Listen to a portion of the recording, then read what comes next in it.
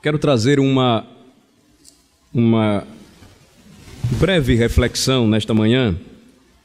A nossa programação hoje para a escola dominical, ela assumiu um caráter especial. Nós teremos, após a meditação, ainda a participação das nossas crianças, apresentando todo o conteúdo aprendido durante este mês, onde foi ensinado a eles a respeito da Páscoa. E somado a este assunto, porque é uma verdade que nós não podemos deixar de anunciar, de falar, e que toda a congregação deve ter conhecimento também, eu gostaria de destacar nesta manhã, ainda que de maneira breve, sucinta, porém bem objetiva, o aspecto marcante do domingo. E não somente deste domingo, mas de qualquer outro domingo, porque é o dia em que o Senhor separou para que celebrássemos a nova criação. Nossos padrões de fé nos ensinam, os catecismos e a nossa confissão de fé, nos dirigindo às Escrituras e nos mostrando que da criação até a chegada do nosso Senhor e Salvador Jesus Cristo, o povo de Deus celebrava o sétimo dia como o dia do descanso solene, louvando a Deus pela criação. O dia em que o Senhor, Ele estabeleceu um dia para o descanso de seu povo, porque em 6 dias Ele havia feito o universo, criado o mundo, inclusive a nós. Porém, quando Cristo completou a sua obra, tendo encontrado a humanidade caída, tendo encontrado a cada um de nós como ovelhas desgarradas, longes, perdidas de seu pasto, quando ele encontrou o homem que o criou para a sua criou a sua imagem e semelhança para o louvor da sua glória, morto em seus delitos e pecados, Cristo veio ao mundo e ele então foi o nosso Cordeiro Santo. Ele sofreu por nós, Ele cumpriu a lei em nosso lugar, Ele deu a sua vida por nós, e a Escritura diz que depois de morto, ao 3º dia, Ele ressurgiu. Ressurgindo então, estabeleceu o Senhor o primeiro dia da semana como dia de descanso agora, porque a nova criação deveria ser celebrada. Alguns acreditam que o Constantino, o imperador romano que aderiu ao cristianismo, foi quem mudou do 7º para o 1º dia. Mas não são estas as evidências que a Escritura nos apresenta. Cristo ressuscitou no 1º dia, a ceia passou a ser celebrada, a nova Páscoa, no 1º dia da semana. O Pentecostes aconteceu no 1º dia da semana. Os crentes passaram a se reunir no 1º dia da semana, e o autor aos Hebreus, no capítulo 4, disse que assim como o Pai descansou das suas obras que fizera, o Filho então também entrou em seu descanso no dia em que cumpriu completamente a sua obra, ou seja, ressuscitou gloriosamente. E a Escritura nos diz que por isso resta um descanso para o povo de Deus. Eu queria estabelecer aqui, trabalhar com vocês, tomando os nossos padrões de fé, a pergunta 28 do breve catecismo, ela divide bem este assunto, e ela diz assim: em que consistiu a exaltação de Cristo? Pergunta 28 do breve catecismo, eu vou ler a resposta para vocês, diz assim: a exaltação de Cristo consistiu em ele ressurgir dos mortos ao 3º dia, em subir ao céu e estar sentado à mão direita de Deus Pai, e em vir para julgar o mundo no dia final. A ressurreição do nosso Senhor, portanto, inaugurou este momento em que ele abandonou o seu estado de humilhação, quando se fez homem em nosso lugar, e agora assumiu novamente o seu estado de rei exaltado, quando ressuscitou dos mortos, quando subiu aos céus, quando se assentou à mão direita de Deus Pai Todo-Poderoso, de onde prometeu no dia final voltar segunda vez para julgar vivos e mortos. Vamos abrir a palavra de Deus em 1 Coríntios 15, é a passagem que eu gostaria de citar nesta manhã. Ela é utilizada pelo breve catecismo, 1 Coríntios capítulo 15, para focar o tema a ressurreição de Cristo Jesus. 1 Coríntios capítulo 15, vamos ler juntos do versículo 1 ao versículo 4. 1 Coríntios 15, do versículo 1 ao versículo 4. Um tema fácil para você gravar, em que consistiu a exaltação de Cristo. E a passagem, ou a palavra de Deus, ela então nos responde. Vamos ler dos versículos 1 ao 4, vamos lá? Irmãos, venho lembrar-vos o evangelho que vos anunciei, o qual recebestes e no qual ainda perseverais. Por ele também sois salvos, se retiverdes a palavra, tal como vô-la preguei, a menos que tenhais crido em vão. Antes de tudo vos entreguei o que também recebi, que Cristo morreu pelos nossos pecados, segundo as Escrituras, e que foi sepultado e ressuscitou ao terceiro dia, segundo as Escrituras. Então, a primeira parte da exaltação do nosso Senhor Jesus Cristo aponta para a sua ressurreição. Jesus Cristo ressuscitou dos mortos e 1 Coríntios 15 vai nos mostrar que isto foi provado ou pode ser provado pelas muitas testemunhas que o viram e conversaram com ele depois que ele ressuscitou. Lemos em Mateus 28 que ele aparece para as mulheres, primeiramente. As mulheres então são enviadas pelo anjo para que informassem, ou pelo próprio Senhor Jesus Cristo após, para que informassem aos apóstolos. E 1 Coríntios capítulo 15 nos mostra que o Senhor ainda apareceu para muitos irmãos. O texto bíblico nos mostra que os discípulos do Senhor puderam vê-lo. Os discípulos do Senhor puderam contemplar o Cristo ressurreto. Ele não apareceu apenas para um pouco de gente, mas ele apareceu para um grande número de discípulos, e a Escritura nos mostra que, se assim não fosse, a nossa fé não valeria de nada. O versículo 17 de 1 Coríntios 15 nos diz: se Cristo não ressuscitou, é vã a vossa fé. Ou seja, a fé que você possui não vale para nada. E ainda permaneceis nos vossos pecados. E ele continua: e ainda mais os que dormiram em Cristo pereceram. Acabou-se a esperança de ressurreição. E ele ainda prossegue no versículo 19: se a nossa esperança em Cristo se limita apenas a esta vida, somos os mais infelizes de todos os homens.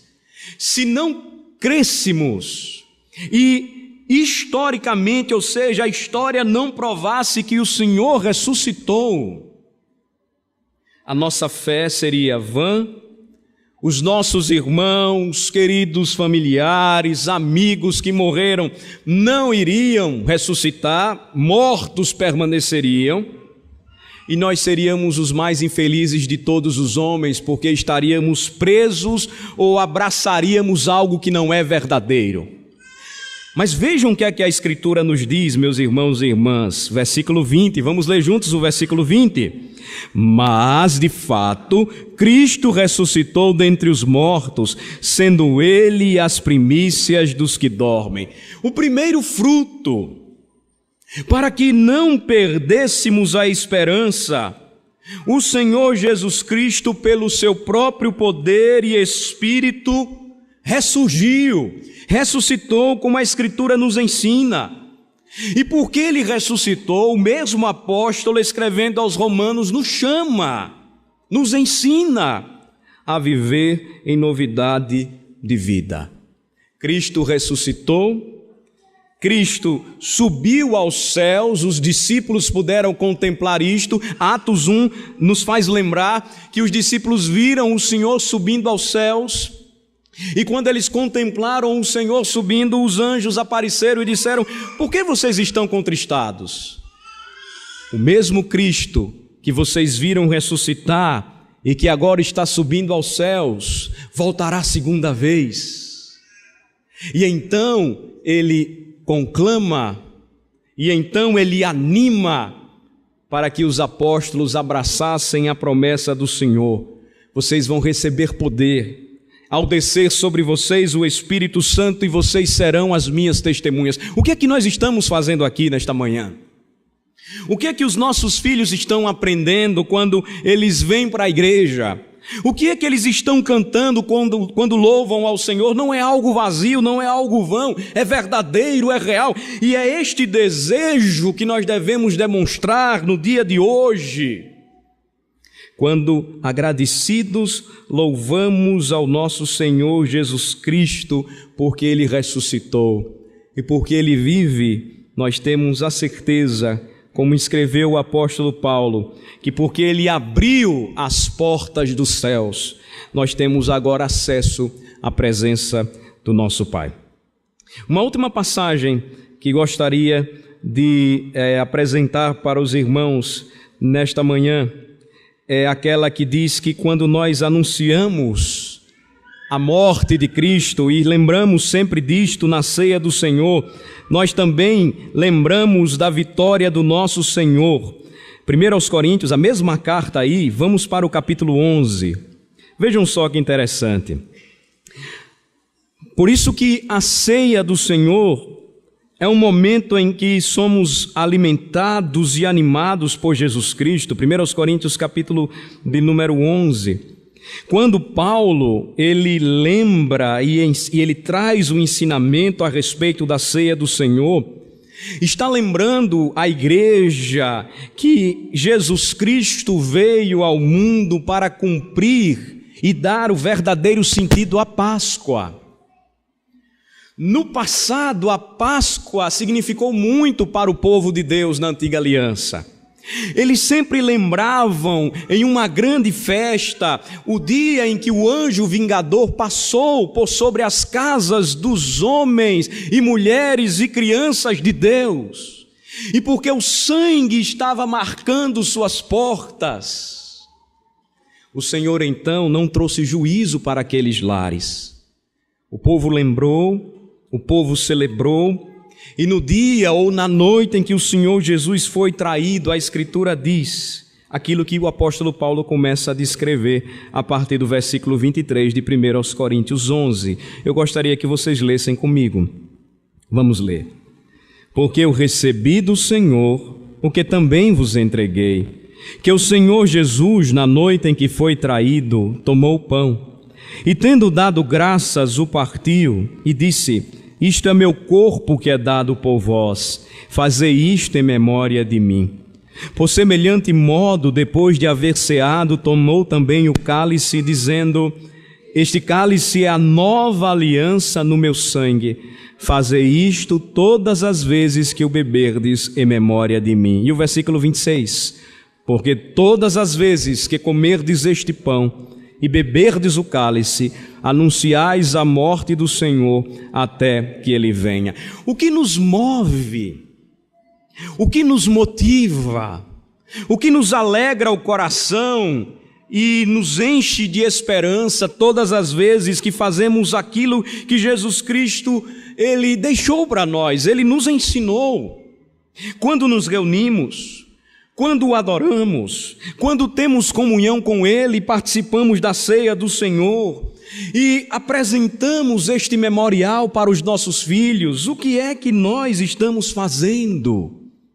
Estamos lembrando que o Cordeiro de Deus, que tira o pecado do mundo, veio para dizer e testemunhar: eu sou a verdadeira Páscoa para vocês.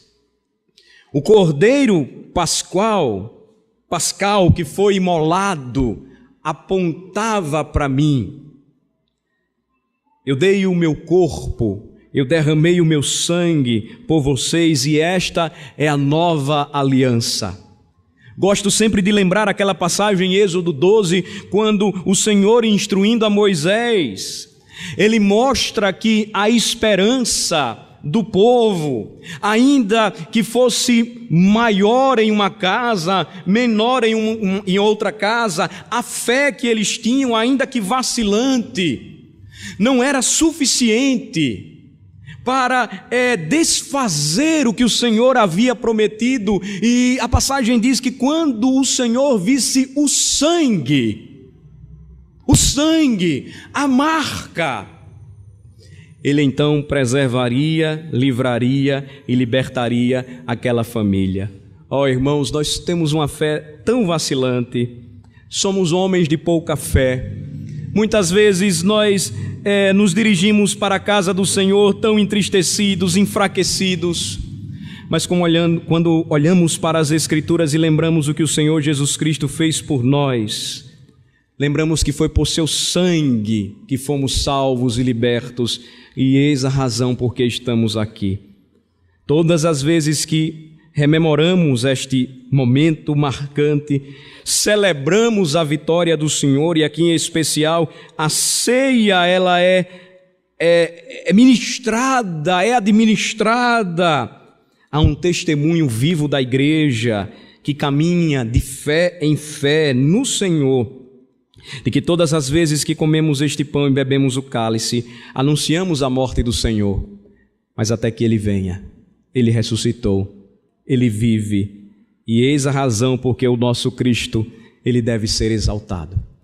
Abracemos uns aos outros neste dia com gratidão, sabendo que somos parte do mesmo povo, do mesmo rebanho, e que esta promessa desceu dos céus em Cristo para nós e para os nossos filhos, e que não obstante a nossa fé vacilante, porque é um dom de Deus,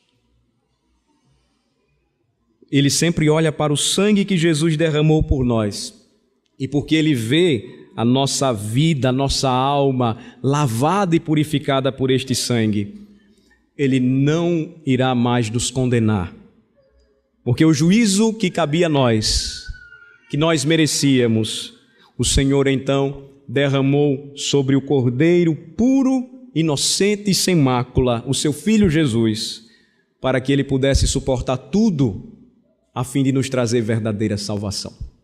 Vamos orar.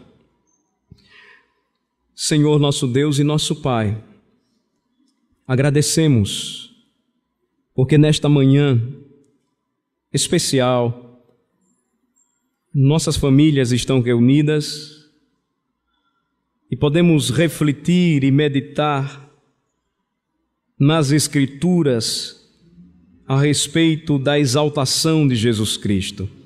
Ele foi exaltado, reconhecido no universo como poderoso profeta, sacerdote e rei da aliança. Sua exaltação, ela consistiu primeiramente em ter Ele ressuscitado dos mortos no terceiro dia. O dia em que o Senhor recriou o homem, alcançado, transformado pelo poder do Evangelho, concedendo-lhe uma nova vida em Cristo Jesus. Nós te louvamos porque o nosso Cristo ressurreto, aquele que voltou a viver, tornou a vida depois de experimentar a morte em nosso lugar, encontra-se exaltado, assentado à tua mão direita, Senhor, e Ele há de voltar, Ele há de vir, como diz a Escritura, para julgar o mundo no dia final, os vivos e os mortos. Aceita, Senhor, a nossa gratidão e o nosso louvor nesta manhã. E obrigado, porque mesmo sendo fracos, vacilantes, tomados de temores, porque estamos ligados ao Senhor pelo sangue de Jesus Cristo, temos a certeza de que já não há mais nenhuma condenação para aqueles que estão em Jesus. E esta é a verdade que devemos testemunhar, é a realidade que devemos experimentar, é a fé que devemos desejar, que os nossos filhos nutram, que os nossos filhos experimentem, que os nossos filhos vivam crendo e recebendo ao Senhor Jesus como o Cordeiro que tira o pecado de todo aquele que nele crê e é purificado por seu sangue. Obrigado, Senhor, por este momento. Nós oramos em nome de Jesus. Amém.